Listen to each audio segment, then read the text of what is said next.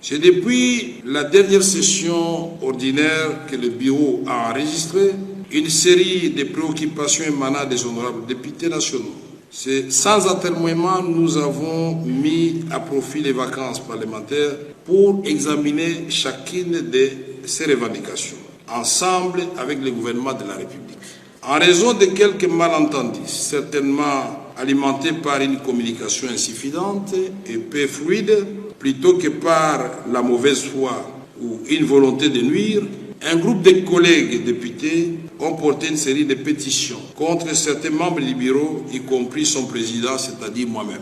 Pour cette raison, et suivant les orientations sanitaires reçues de son Excellence Monsieur le Président de la République, chef de l'État, dans son rôle constitution de garant du bon fonctionnement des institutions, le bureau de l'Assemblée nationale a entrepris des consultations au sein des conférences des présidents, des différents caucus, ainsi que des structures spécialisées comme les réseaux de jeunes parlementaires pour garantir une rentrée parlementaire apaisée, placée sous le signe de la transparence. Ces échanges très fructueux ont permis de lever de nombreux équivoques et de constater les avancées notables enregistrées dans la prise en charge des préoccupations soulevées par les élus. Je voudrais ici saluer l'attitude républicaine des honorables députés nationaux, y compris certains parmi les pétitionnaires qui ont manifesté une réelle volonté de préserver la stabilité de nos institutions, de renforcer la cohésion au sein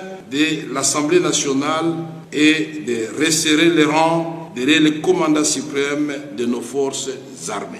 Je vous invite donc à la plus grande vigilance pour ne pas donner l'occasion à l'ennemi de transformer une action parlementaire compréhensible en un instrument politique au service de son plan de déstabilisation et de division de notre nation. Fidèle à son image de pacificateur, le président Caméré a présenté ses regrets le plus sincères à ceux qui auraient pu se sentir froissés par son attitude. Souffrez que je vous livre une confidence. Ma trajectoire personnelle porte le témoignage de mon engagement patriotique. Toute ma carrière a été consacrée à un seul idéal, servir notre peuple. Ma loyauté envers la nation n'a jamais faibli, ni face à l'épreuve du temps, ni devant l'adversité politique. Souvent au détriment de mon intérêt personnel, parfois au péril de ma vie. Et malgré les mépris, les invectives et les calomnies, j'ai toujours choisi le camp de la République.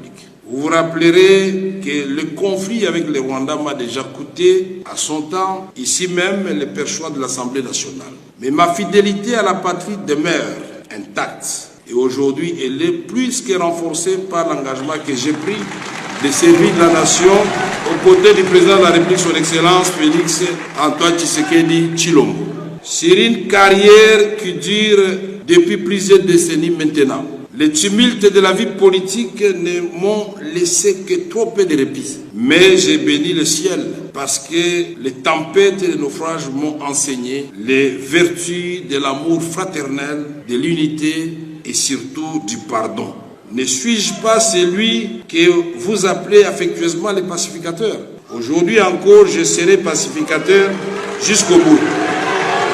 C'est pourquoi je voudrais vous dire, honorables députés, distingués collègues, que s'il y en a parmi vous qui se sont sentis froissés, heurtés ou dérangés de quelque manière que ce soit par ma conduite, par mes propos, qu'ils daignent bien accepter l'expression de mes regrets le plus sincères et j'implore leur pardon.